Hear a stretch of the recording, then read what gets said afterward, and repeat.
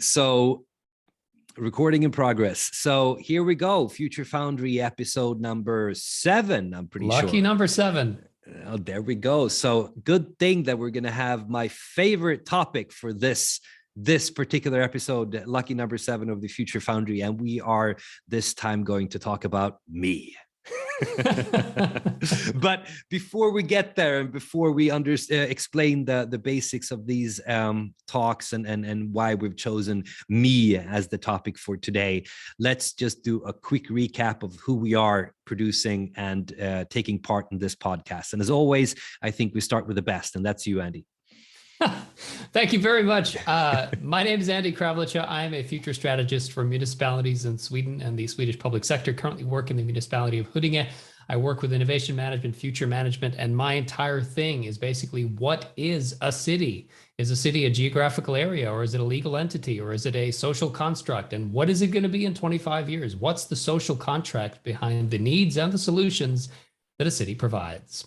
Back to you, Gus. Boom, boilerplate. But every time you say that, I'm like, oh my God, what is the city going to be in the next 25 years? We're seriously going to have to do an episode just on your boilerplate. I think the idea of saying, okay, what are the big future things when it comes for cities, when it comes to moving from perhaps geographical, boundaries over to social constructs. I think it's a really interesting topic. We should really cover that going forwards. I agree. And then over to me. My name is Gustav Stenbeck. I'm an entrepreneur, a venture capitalist, and a speaker, and I work in the area where sustainability and business intersect. So I start companies, I fund companies, and I run companies. And my basic rule that I never break is that I want to only work with companies that can do 2 things simultaneously, and that is both to become big, large, profitable corporations, and secondly, also make the world a better place in doing so. And unless you can do both, I ain't interested in investing. So you got to be able to do both to have me on board. So before we get started then, we've done 6 episodes of this before, of course, and we've thought that, okay, once you've gotten over the initial hurdle of, I don't know what is the initial hurdle when producing podcasts? I don't know. I mean, if you made 3, 5, is there a number? In albums, it's usually 3, because you've got 1 in the bag. You've got 1 you're basically writing while you're recording the first one, and then you get the difficult 3rd album.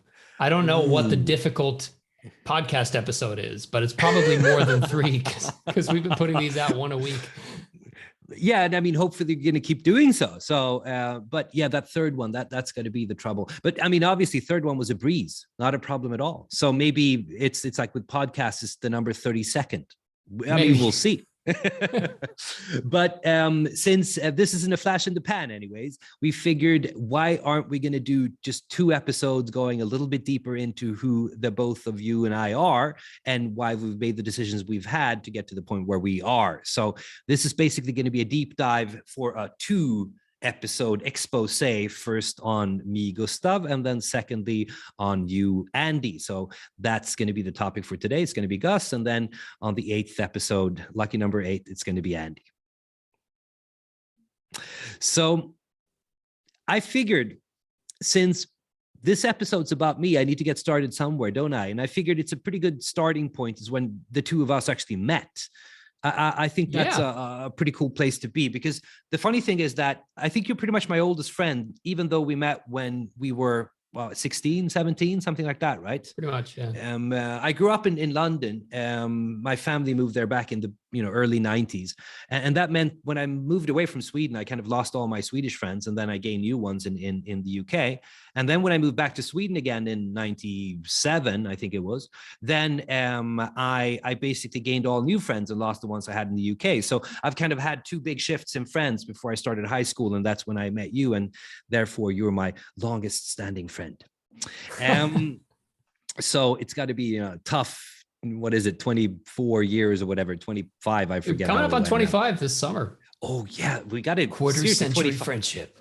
Oh, there we go. That's going to be a good one. They were friends for 25 years. Then something happened. And Gus got a cat. Everything went sideways. Yeah. But I remember that day. It was pretty much June of 97. It was a sweltering hot day, and we went to this high school that was. Let me put it this way. There were a real stiff bunch of people. And I was the kind of guy who would show up in the full Marilyn Manson gear. I would have the black leather overcoat, the black fingernails. I did it all. I came This to is the school in a Matrix dog before the collar. Matrix. This is before the Matrix. We were early, and so it was kind of difficult for me to fit in to a school like that because most of the other kids were wearing suits and they had names that started with Vaughn something. So it was difficult to feel welcome in that environment. So one day I'm walking outside and I'm dying from this heat because I'm wearing the leather overcoat, and I see this kid, sitting on the grass outside school, and he's got a Steppenwolf t-shirt on. There's like a black pair of jeans, Steppenwolf t-shirt. I'm like, this guy's into rock. This guy could be my friend. This guy could, So I basically just sat down next to you and I said, hi, and you said hi, and I found out you went to the IB, so you basically did your whole school in English, and English being my paternal native language, for reasons we'll get into next week. We just basically hit it off as friends, and it was a great start to something that here we are 25 years later. Yeah, but it was such a cool thing because you're such an interesting combination of traits in one person.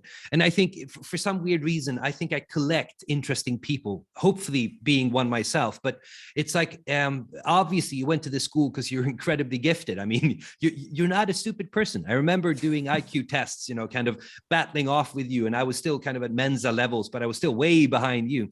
So, and of course still am. But I think it was an interesting time meeting you. You just picked up a guitar for pretty early on. I remember the one string guitar solo and all that stuff. Oh yeah. So and for everybody that don't know that, Andy's also an incredibly gifted musician, so you should really check that out. And for a while I tried to hang with you as the bass player, and obviously I couldn't cut it. My bass is actually deposited at your place nowadays. Absolutely, where it is being put to good use in the studio. It's recorded 3 albums worth of material already. So there we go. Yeah, I'm glad to hear. I'm really glad to hear. But but it was a really cool thing meeting somebody who was both into rock. Obviously, both of us got into Iron Maiden and Kiss and all that stuff really early on. Yngwie Malmsteen, I remember that. But then also, I think the both of us up until this day, but back then we were both at least trying to be quite intellectual as well. And it was kind of fun to have all these kind of different layers where we could really connect. It wasn't just you sat down and you talked about rock. We could talk about just about anything in life in general. I think it was like for the initial 18 months, it was video games, metal, SWAT, and exactly, and like World War II.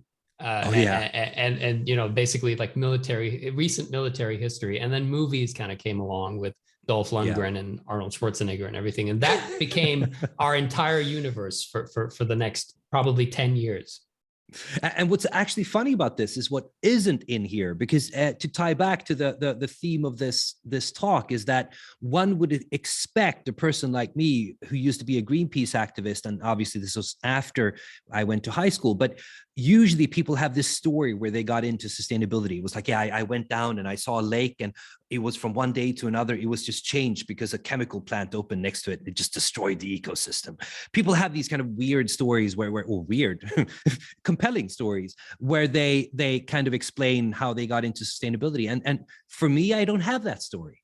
So whenever people ask me, so where did you get started? And I'm not really sure I can tell you in one of these, kind of like, yeah, it was a nature story that got me into first the environment and then sustainability. I think it was just the basics of starting a company after high school and then getting into Greenpeace. And obviously we're going to get there. But I don't have that kind of sustainability awakening moment where you saw something to an ecosystem that kind of said, okay, this is what I want to do with my life. I don't have that. But isn't it just programmed into our DNA, basically, because we're this age? We grew up in the time when we thought optimistically of the future, and we also saw what pollution was doing to the world. And I don't consider myself, some sustainability guru either, but that's hardwired into my DNA as well. And I don't consider having to have an epiphany in order to think sustainability is a good thing. It's just built in. It's an awesome thing, and we should strive for it. Don't you think that's kind of like a generational thing, maybe?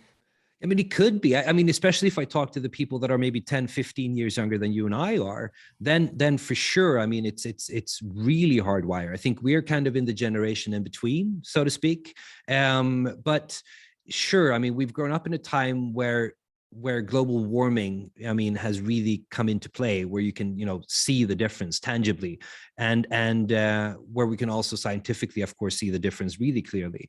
So I think, sure, we're quite aware of what's going on, but I think the big difference has been that we've gone from it being a scientific product that's being talked about in papers, that's actually having a real impact on the world as it stands today, where we can actually make, out of a personal vantage point, you can actually make a difference between weather and climate. You can see that things have gotten noticeably warmer for a lot of different places. And I mean, just going back from when I was like 5 or 6 in the mid 80s, the pictures of me, in the Stockholm winter, it was just, snow all over the place. And I mean, it's rarely that much snow. I could even say it's rarely snows in Stockholm to any certain extent anymore. So I mean, it's same thing with ISIS and things like that. But it's certainly hardwired to a point. But I think for me, where I got started was the idea when I stepped into the offices of Greenpeace when I was 19.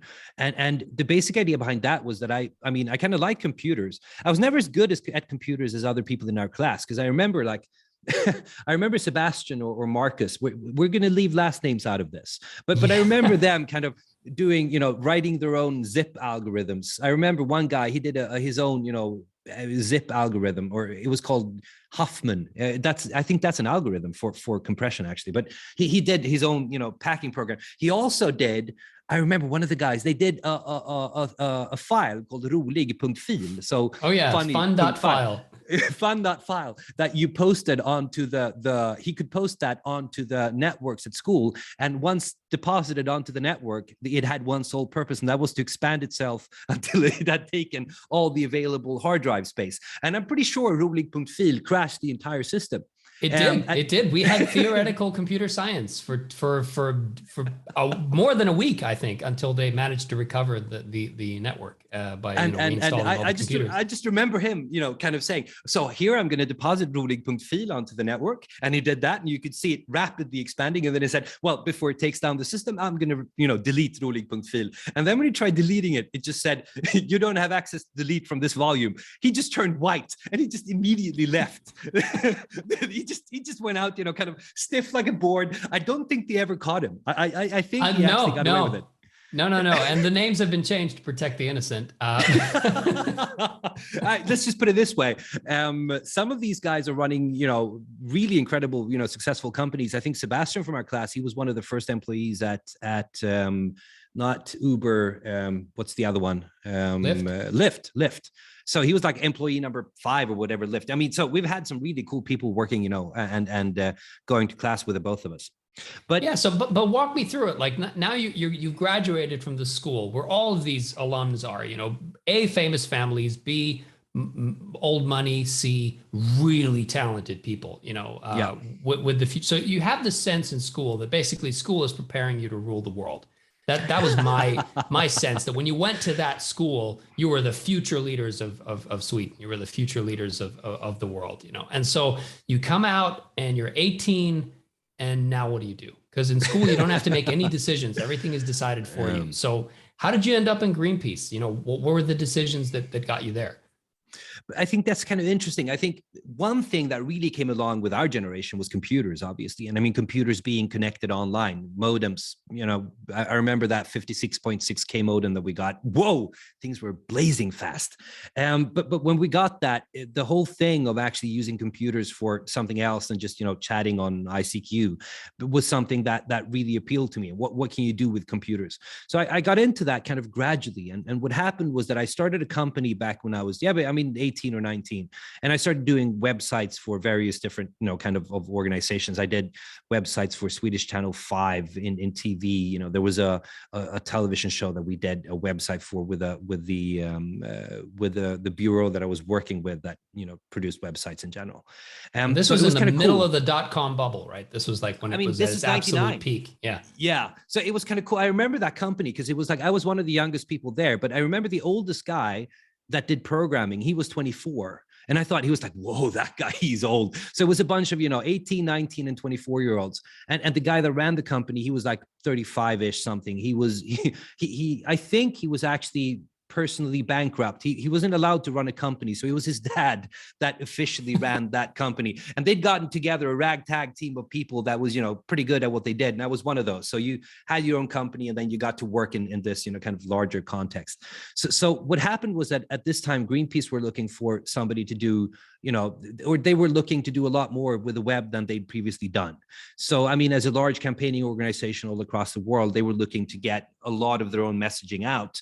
And that had previously been done through, campaigns. So they were, dependent on the general media picking up whatever they did and write about their message. Now they could easily reach out to not only their own members, but, the entire world through the web. So they were incredibly early at adopting the idea of the World Wide Web. And that was a really cool thing coming on to, Greenpeace in the Nordics, where I was, basically the one that wrote all the code that developed the websites. I got to meet some really cool people. It was a huge kind of school for me. I remember the guy that taught me, Linus, if you hear this, I mean, God, you were awesome. I remember Linus, he turned 30 when we were there. I mean, Linus has got to be 50 now. Anyways, so it was a really cool way to be able to get to learn how to do a lot of different things when it comes to IT and the web in very constrained situations. I mean, I was the radio operator on a boat for a month going all across the Norwegian Western seaboard protesting against whaling. So, I mean, doing that with the only connection you could get was a mobile connection through, an Ericsson phone at the time. It was a really good school to get to understand what you can do with computers and also how you can kind of try and change the world with the messages you can send out through computers. It wasn't just engineering based. It was basically all about the messaging and reaching people. And right. So it taught you communication, it taught you marketing, it taught you business, it taught you asymmetrical warfare in the business landscape, basically not having to take down a larger entity with a smaller entity, and how do you do it with, irregular tactics and so on. I mean, it sounds like a really interesting way to learn the ropes. And I mean, yeah, all of that stuff was incredibly cool. And the thing that I actually think that was the most important for me going forwards, apart from the sustainability messaging, of course, is that it was such a cool thing being part of this organization where people are incredibly underpaid and yet feel so passionately about what they do. So you get to work in these organizations where people are truly a part of changing the world, and how that message empowers people and inspires people to make them want to do, their best work. So the cool thing with Greenpeace was that we had access to some of the best people in the world doing all these weird things that you normally wouldn't be able to do in, a regular work setting. And we paid them a fraction of what they would be able to get paid in the open market. So all of these people that were just so incredibly different taught me so much. It was a really wonderful time to be alive and kind of being a part of that organization. It was a really cool thing. So when did you pull the plug on that? When was it time to leave, and why? I remember a date, and it was in March in 2001 when the .com bubble started, first fizzling out, and then I think it went quite fast. When a lot of my friends that were working, in commercially for these, big agencies, like we had ones called Framfab and Icon Media Lab. I mean, these were really big in the Nordics, but you had people working for them that previously had made, lots and lots and lots of money, that all of a sudden found themselves being out of the job with no prospect of actually getting another one. Right. It just seemed to me like, oh God, this seems to be a dangerous place to be in. And since I didn't have I'd never been to university at this point, I figured I might just as well cut my hair and kind of go to university instead. So that's what I did. I applied and I got into university doing computer sciences after the summer of 2001. And that took me 3.5 years, something like that. And then I was done, at the end of 2004, beginning of 2005, something like that. So the general idea then was to continue doing computers, and this whole sustainability thing that kind of came along as an added bonus with Greenpeace, that was just something that I'd done previously. Now my real life was going to get started, and my real life was going to be in computers, which is funny because after that, my real life has never been in computers. It's always been in sustainability. So, oh my boy, I mean, I didn't know what I was in for. Let's put it that way. But I mean, going back to that dot-com bubble, like for the people who weren't there, these, you know, the people you're describing who started flooding the job market, you know, were unemployed developers who previously made, I mean, $400 an hour, you know, programming websites at the height of the dot-com. It was unbelievable money, you know, for a small period of time. And it's cool that you got to be a part of that, but also very, very good that you got out in time. Well, I did, because once that market flooded and demand collapsed, there was nothing left, basically. And it took forever to get back. We're talking like 5-10 years before things started turning around again. I mean, we're seeing kind of a similar situation right now where being a programmer in Sweden in particular, but in the world in general is, you know, you're incredibly sought after. I mean, we're looking for programmers for the company Mestro that I run, and it's just exorbitantly difficult to find somebody. It's just really tough. But I've got a funny anecdote about that. I had a friend of mine back in the day. He was a diehard communist. I mean, diehard communist. The guy was in web design and web programming because he felt that the web had the possibility of democratizing society. It wouldn't just be in the hands of a couple of big media houses. I mean, which is what a lot of people in the 90s thought. Yeah. And I mean, the funny thing, I mean, he'd kill himself. I don't know him anymore. I mean, he'd kill himself. I mean, today, obviously, with the hands being in Apple and Alphabet's and Meta's hands, but still back, you know, in 2001, the general idea was that, okay, everybody has the same size window out against the, you know, the information superhighway that is the internet. And a lot of people truly believe that and felt that, okay, the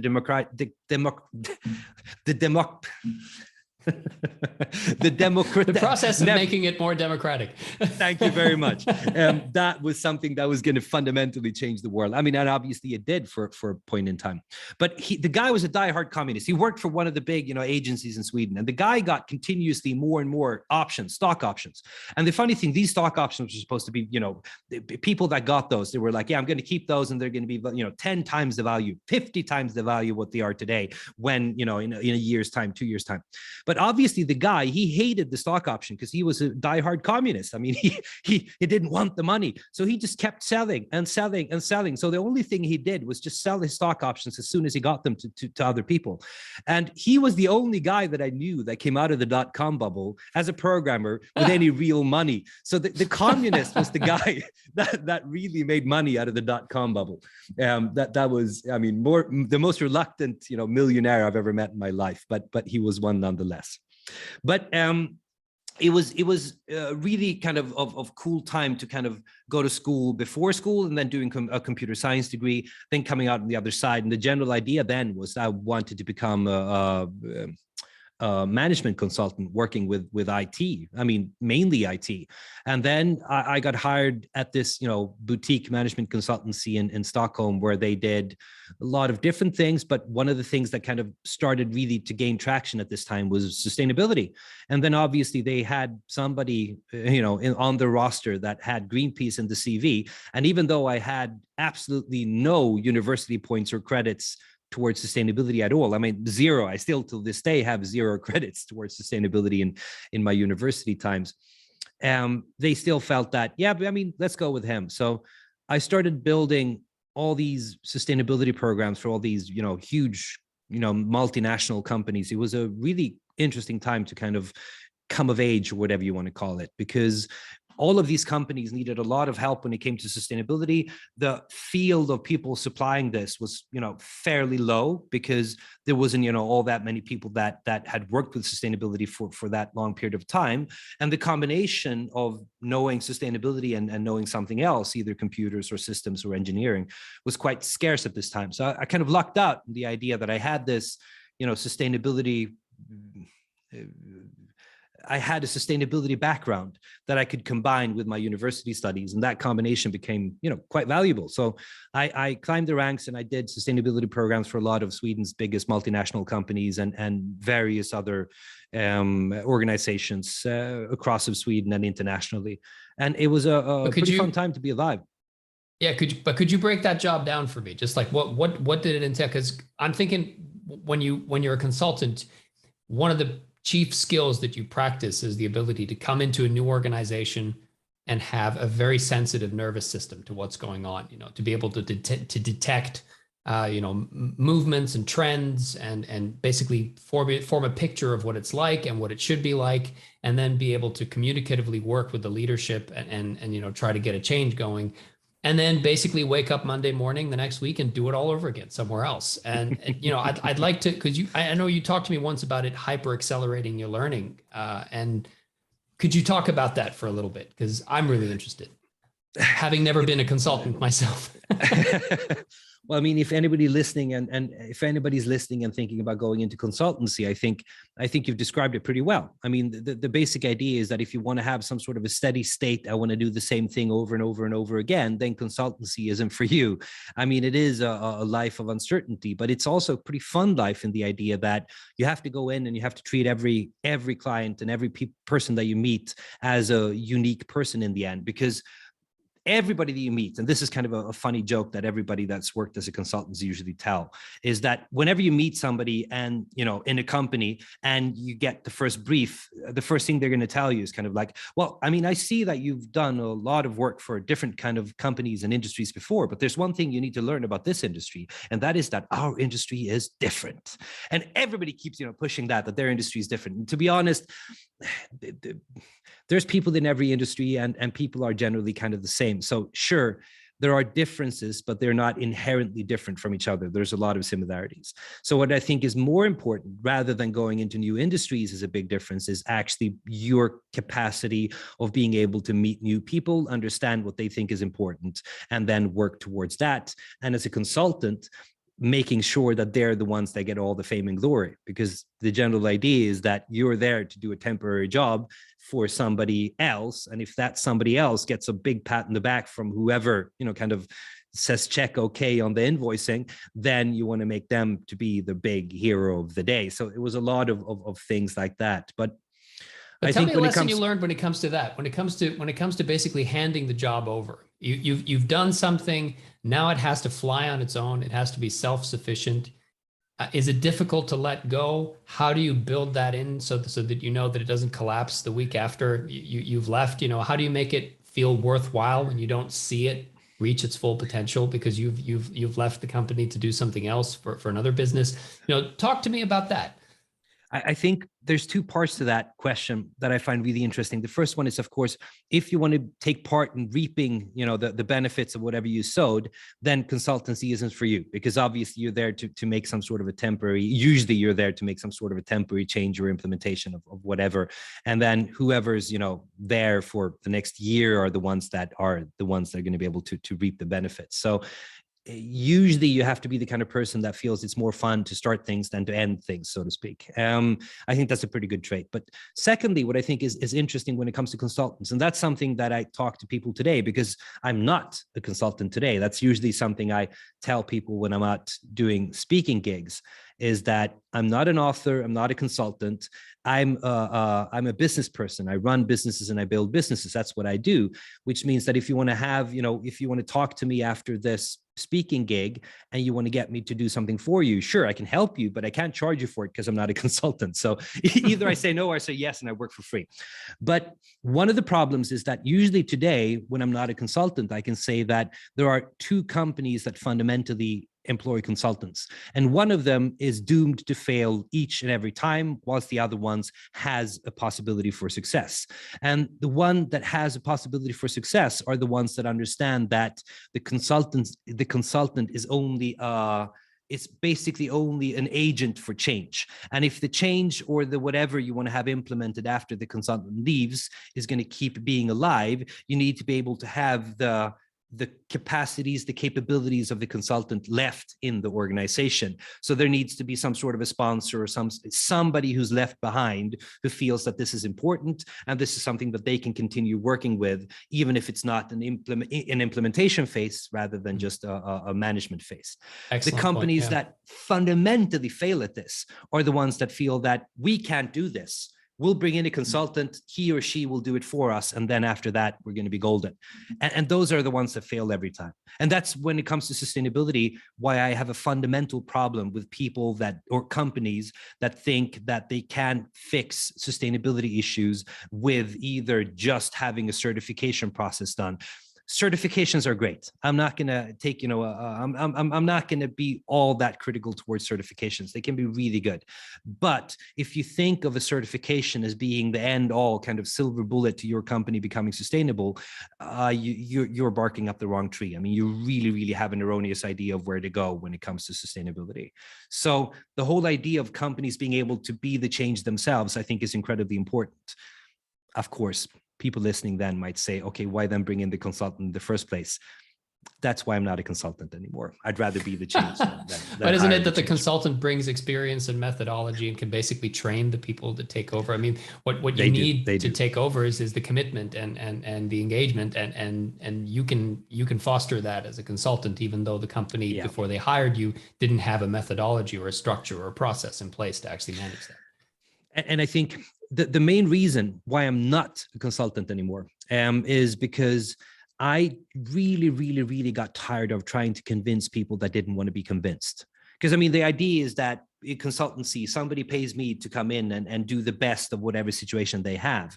The problem is that I can't just say, well, I don't want to do it. Well, I can say it, but back when you're, 27, 28, you generally tend to follow the money, don't you? So I think at that point, I really got tired of the idea of saying that, okay, I want to convince people that fundamentally don't want to be convinced that sustainability is the next big thing in business. So usually today when people ask me, so how do you convince people that don't want to be convinced? My boilerplate to that is that I don't even try. I mean, I haven't tried for 10 years. Rather, I hope that they don't listen so they can go bankrupt and I can take all their customers. So for me, it's like, I'm not even interested in getting people on board that aren't interested themselves. And I think that's the cool thing of being a speaker, is that you can kind of go in and you can be, a big change maker, in the sense you change how people think and how they get started.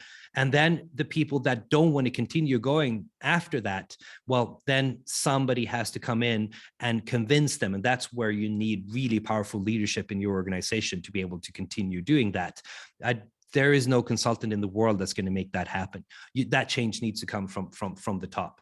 So that's a really important lesson from being a consultant for 6 years. But after that, you basically, am I correct in understanding that you accelerated and you shifted up into management then, and you worked with Nordic Choice for a while as, basically a sustainability manager? What was that step like, and what got you into that? Leaving consultancy behind, stepping up to being a manager. I mean, those are pretty big steps. Yeah, but it was cool. I was 30 and I became the director of sustainability for Nordic Choice, which is, Choice Hotels International. They're like the 4th, 5th biggest hotel chain in the world. And it was run by this Norwegian prolific entrepreneur called Petter Stordalen that most people in the Nordics have heard about, because he's incredibly eccentric. Let's put it that way. Somebody once told me the difference between being eccentric and being crazy is the amount of money you have on your checkbook. I mean, he's for sure eccentric. But he was an awesome guy. It was really fun working for. The guy has a really big heart when it comes to sustainability, and is really interested in making hotels fundamentally more sustainable. So I came in there in 2011, something like that, and I stuck around for 5 years, running the sustainability program for all the 175 hotels, which I think we were at the time. So tell me about the bacon thing. Oh, the bacon thing. I know there's one thing you don't want to talk. You don't want to be known as, the bacon guy. Yeah, the bacon guy. It is the elephant in the room. We need to talk about it for at least 30 seconds. So let's give it 30 seconds. We decided to try and cut out bacon from the breakfast buffets, because we figured, I mean, nobody has bacon for breakfast, do they? I mean, none. And we really, really dropped the ball on that one, because it turned out that everybody had bacon for breakfast pretty much. I mean, sure, it's an American breakfast tradition, and Nordic Choice is an incredibly Americanized hotel chain. So we cut out the bacon. We only tried it on 7 hotels, and it only lasted for 7 days. After that, we had to take it back. I'm pretty sure there's an article on Breitbart where it says that Gunhild Stordalen and myself Gunhild Stordalen being the wife of Petter Stordalen, or the wife at the time of Petter Stordalen, who was really, really passionate and still is passionate about sustainability, that we were the ones that tried to make, basically Sweden and the Nordics into the Islamic State, because we tried to take away bacon from the breakfast buffet. I love these, and that's actually a funny thing going forward. But isn't that like a badge of courage, man? I mean, there's like being featured as the bad guy on Breitbart. That's got to something you got to wear that with pride. You do. And I mean, the cool thing with this is I've realized that the world's kind of being divided into these kind of battle zones now. And you can really tell that one of the things that where one of these lines are being divided is on the stance on global warming, where there's a lot of people in the world that don't believe fundamentally that global warming either exists, or if they accept that it exists, they don't accept that it's a problem. And the thing is that these people are in general the ones that are really, really verbal online. So it was funny. I invested in a company called We Don't Have Time, and I served on their board of directors for a couple of years. And We Don't Have Time is a social network where they, basically push for change, because we don't have time to wait for the climate to kind of shift. We really need to take forceful action now. And the funny thing is, it's run by this awesome entrepreneur, Ingmar Rentzhog, and he was one of the guys that discovered Greta Thunberg from the beginning, or discovered. He was one of the first people that pushed Greta Thunberg's protests onto a social media, which was We Don't Have Time, which is, the platform that he started and that he's building. But it was funny because I can see all these articles. I have like a Google, Google News Analytics thing. Whenever there's an article written, I get a ping. And when We Don't Have Time was getting a lot of initial traction, there was a lot of things being written in, a lot of Eastern Europe stuff. So like in Hungary, where you could kind of read the sentence before you ran it through Google Translate. You could just, read, and it says like nothing, George Soros, nothing, Gustav Stenbeck, nothing. And it was like, and then you do the translation, and it's this whole thing where We Don't Have Time is trying to take over the world with this conspiracy of global warming as being kind of the cloak that we're pulling over everybody's eyes. And what we're really trying to do is this massive shift towards globalization, where we are selling out the working classes of Europe. It's incredibly interesting to see that there are so many theories and weird theories when it comes to global warming, and being semi-outspoken and, well, hardly known of, but at least, increasingly getting known of person talking about sustainability, I generally catch some flack for that. And that's interesting, because I didn't think that would be the case back in the day when I started working with this. Hey, I mean, we're trying to change the world for the better here. But one of the things that brings with it also is visibility. And I remember we had lunch on the day, I think you just had your first or second speaking gig, and you were telling me about the process of basically getting that booked and going through this thing of like, why should anybody listen to me talk? But at the same time, my goodness, how cool is this? Talk to me about how that got started. When did speaking become a part of your life? Because it's such a natural, big part of your life right now, and you've gone so far with it. Yeah, I mean, I have. It's great fun. I mean, I was nominated for Speaker of the Year a couple of years back. I've done a lot of speaking gigs. I mean, or I've done a lot within the allotted threshold of time that I have. So I can do approximately between 50 and 60 speaking gigs per year. If I do more than that, I'm a speaker. I'm not a business person. So I try and balance things out a bit. And the general idea has always been that I just don't want to do the one thing. I mean, we come back to the idea of the inside of my arm. It says I want it all on the inside of my arm, and that goes for sustainability. But that also goes for a lot of other things in my life, is that I want to do a lot of different things because I find a lot of different things being fun to do. So I want to run a company like Mestro, which is, going really well. I want to be a speaker, which is going, pretty well. And I want to be an investor, which is going pretty well. So I think the idea is that all these also kind of pollinate each other in the idea that, if I'm a better speaker, I become better at pushing a message towards the market, or towards my own company, or towards potential investors. If I'm a good investor, I become really good at the idea of how companies and where companies are going, that I can then incorporate into my speaking routines. And then, of course, that also makes me become a better manager for the companies that I run, because in the end, I understand how successful companies are built and funded. So I think for me, it's kind of each portion of this makes me better at the other portions if I balance them correctly. Because if I don't, then I become too much of the one thing, and then the other ones become, they suffer. So it's important to kind of have an idea of how much workload can I take on, and actually, output good work within all of these facets without one of them suffering more than without none of them suffering.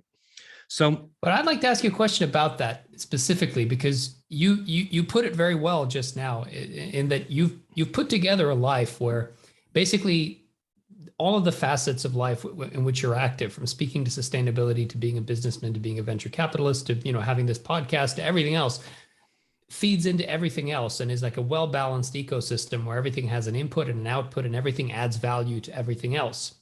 And is that a product of design, or is that a product of serendipity? Now, how much of this is because this is what you plan to do, and how much of this is basically you going with the wind and just trying to catch as much value as possible on the way? I think it's a lot. It's a lot of planning. Actually, there's a lot of luck in execution, but there's a lot of conscious planning to this. Because when I quit my job back in 2015 at Nordic Choice, I had a 6-month-old at home, and the general idea was that I wanted to build a life where I did 3 things mainly. One was run companies, second was invest in companies, and third was a lot more public speaking stuff. So I mean, if I go back to then and the idea I had when I quit my job, my 9 to 5, and where I am today, I think a lot of that has come true. But that's also been because of a lot of hard work based on the idea that, okay, if I want to get started with speaking, what do I need to be good at that point? And then do a lot of those things. And then, of course, being a good speaker is one portion. Then you also need to find the right distribution, and you need to get the right people to believe in you. And where I was lucky to actually find a couple of really good people that believed in me as a speaker early on, that kind of pushed me out and made me be able to stand in front of a lot of people and give talks. So I think one thing that I usually kind of tell people when I talk to like high school students and things like that is that, as a person who's both had a 9 to 5 and has, kind of crafted, my life out of the perspective that I want to do what I want to do. I don't want to have a boss per se. It is that for most people, 99.5, 6, 7, 8, 9% of all people, school and the general idea of having, regular schooling and then having a regular job and having that 9 to 5 is perfect. Society as we've built it is perfect for 99 point, whatever percent of people. But there are that, point whatever percent of people that fundamentally can't really work within that system. And I think the unfortunate thing for those people is that they're generally then forcefully tried to be pushed into this mold where mainstream society is that you should, kind of get a university education and then you should get a job. And for me, I think that fits for most people, but doesn't fit for all people.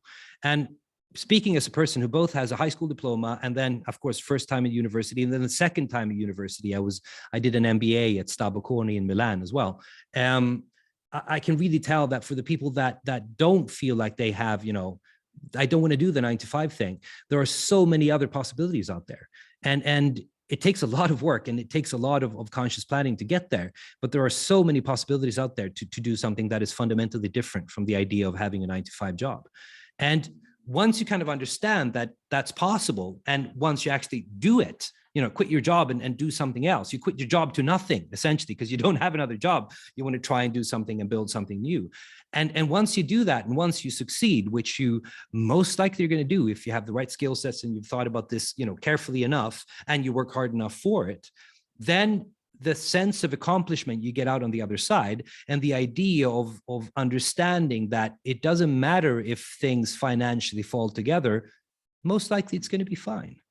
That idea is such a liberating idea that I want to push to everybody that's listening and to everybody that isn't listening as well, that you can really, truly take charge and change your life that way. And a lot of people that have listened to me and then come back to me over the years have kind of told me about that when they said that, oh yeah, I went to quit my job. And then you told me that I would probably feel like this. And I had that, I just couldn't stop smiling all day.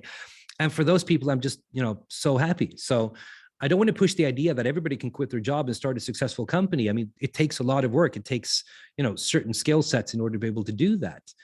But I think if you're a person that is fundamentally unhappy with where you are, then there are so many other possibilities out there than just changing your job to something, something else. Something slightly different. Yeah. But to me, I've known you for 25 years, and to me, your story is very much a story of courage. Everything from the courage to break, friendships and move to a new country as a kid and then do it all over again as a teenager. The courage to not get a university education and start working with something very qualified. The courage to start, working as a security guard. I remember one of the days I met you, you were in the subway, you were wearing, full-on ceramic body armor, that'll protect from, because you did that while you were studying. The courage to quit your job, the courage to stand, in front of your life and say, I'm going to do something completely different now. And the courage, after all, you're coming to me not from Stockholm, but from a house in Italy, to uproot your whole family and move to Italy because you believed that was something that would benefit you, and it absolutely has. Talk to me about, where does that courage come from? Is that innate? Does that come from a safety system? Does that come from belief in yourself, from other people's belief in you? Where do you get it? That's a very good question, actually. I don't think I've been asked that before, so I haven't really thought about it. I think one of the good things is that I've had a support system with my parents where, obviously, I mean, growing up first in an affluent suburb of Stockholm and then moving to London and then moving back again, one could kind of devise or at least deconstruct the idea that I haven't been pressed for money when I was younger, let's put it that way. And I think that's of course being good, but also that means that I've had a background where I see that my parents have been, quite and really successful in what they've done and really worked hard for it. And then they've been really tough on me in the idea that just because they've done well, it doesn't necessarily mean that I'm going to do well. I'm going to have to work for it as well. And that's why I got my first job when I was, 16, 17 at an old folks home and doing that. And of course, when I was at university, I worked as a security guard to pay rent and all that stuff. So I think maybe it's a combination of having successful parents that have shown that it's possible, together with them making sure that just because they were successful doesn't necessarily mean that it's gonna be inherited. So if you want something, you're gonna have to work for it, and that combination I think has been quite good. But I think everybody that comes to a certain point in their career has to have some sort of an inferiority complex. I mean, I think most people, you think most people that run companies are incredibly self-secure and all these things. And maybe they are, maybe I'm just the outlier here, but I think there's some sort of a thing where people that come this far when it comes to life in general, which I would like to think that I have, I think I'm quite proud of the journey I've done thus far. And of course, hopefully the journey that's still to come. But I think it's always been pushed by the idea that you want to do more. I want it all, it's like, and you don't really become content where you are. You always feel that, well, if I do this, I can do a little bit more. You always feel that you are underperforming compared to what you think that you can do. And of course, that's a powerful feeling when it comes to driving change, but it's also a powerful feeling when it comes to feeling pretty bad about yourself. So that's also something you need to balance a lot when it comes to these achievement kind of aspirations that you have. Yeah, I was going to say that you told me this actually once, that you'd read somewhere that the feeling which was most positively correlated with negative self-image and negative self-worth is the feeling of entitlement. And the feeling that is most positively correlated with positive self-image and, feeling good about yourself is the feeling of gratitude and the feeling of basically contentment with what you have. How do you balance that to actually make sure that you still find things to be grateful for and things to be content about, even though you want it all? I think the biggest shift in mindset has been that if you would have asked me that question 10 years ago, I would have said that being grateful and being satisfied are the same thing. And I don't think they are anymore. I can be incredibly grateful, happy, proud for whatever I've achieved, even if it was not successful, actually, because I can be thankful and grateful for things that I've learned. But that doesn't necessarily mean that I just want to stop doing whatever I want to do and just sit down and just say, yeah, I'm done. I mean, that doesn't mean that I'm content. So the idea of being grateful is something that I try and carry with me all the time. I'm really happy for everything that I've done and for meeting all the people, fantastic people that I've been able to meet through the years that have done outstanding things, you being, of course, one of them, perhaps one of the foremost persons of them. But I think I can do that, and I can also look forward and say there are interesting and challenging things to come in the future. So I think that's the biggest difference for my mental well-being, is the idea of not mixing up, gratitude with just being, fat lazy cat.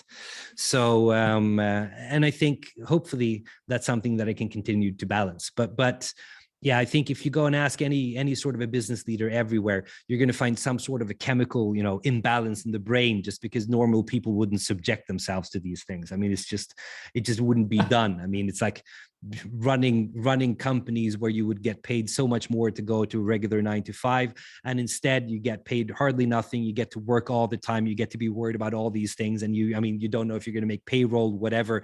I mean, I'm so happy. I'm at the moment with Mestro, the company that I run, is really successful. We're a listed company now, so I have none of those problems. But yeah, I mean, it's funny how you still find those kind of issues in companies compelling, that you kind of feel the draw towards that, and I have no idea why. So let me just say, I mean, we'll probably have to wrap this up pretty soon, because we're out of time. We're getting close to the time limit. But since we're both into strategy, and since we both have that 25-year window that we were talking about last time when we were looking into the future, and we've known each other for 25 years. I'm looking forward to the next 25 years. Yeah. And, just give me a postcard from yourself 25 years from now. What does it say? Oh my God. You know what's funny is that I once got asked the question, what kind of life do you want to have when you're retired? And I fundamentally reject that question, because I can't look that far forward in the future. I really, really can't, because for me, I tend to live my life in 5-year increments. I've learned that. And what I've also learned is an incredibly interesting thing that you once told me. And I think that's an awesome ending point for this podcast, or this episode. And that is that you once said that you would never, ever stop playing with Transformers. You were 12 at the time. And you were like, I'm never, ever going to stop playing with Transformers. And then, a year or 2 years later, you kind of discovered girls and all these things. And all of a sudden, Transformers weren't all that interesting anymore. And I think for me, it's kind of like, I have a hard time seeing that I'm ever going to do something different. And then every 5 years, I tend to do something different anyways. So I think a postcard 25 years in the future, it's hard to tell anything more than I have like a vision in my life, and a vision that I'm still yet to fulfill. And that vision is that I never, ever want to set an alarm clock. That is my vision for the future. And I have a 6-year-old daughter who still goes to school, obviously. So for the next 10, 12, 13 years, whatever, that vision is going to be completely unattainable. But I think going 25 years in the future, the only vision that I can lay out is the idea of, I never, ever want to set an alarm clock in the morning. And that entails so many different things, that you can control your time really much. You can sleep as much as you want. The whole idea of waking up with the sun. Yeah, there are so many good things with that. We'll see if it ever happens. Sounds like a great place to be. Well, thanks for sharing everything. Even, I once won a quiz on Gus knowledge. It was when you turned 40. Yes. But even I learned a couple of things. Convincingly so as well, if I remember. But I'm really looking forward to getting into the details of your life and your career decisions, because I think the whole idea of going into being a future strategist of municipalities and kind of discovering what cities are is immensely more interesting than the topics we've just covered. So I'm really looking forward to the next one. And to everybody you're listening, really good at building. You got to tune in. You set the bar, and now next week we're going to do everything we can to crash into it. So tune in then, and give us your comments, give us your questions, give us your suggestions for things we can do when we're done with this introspective expose. Yeah, we're looking forward to seeing you next time. Thanks, guys. Have a good one.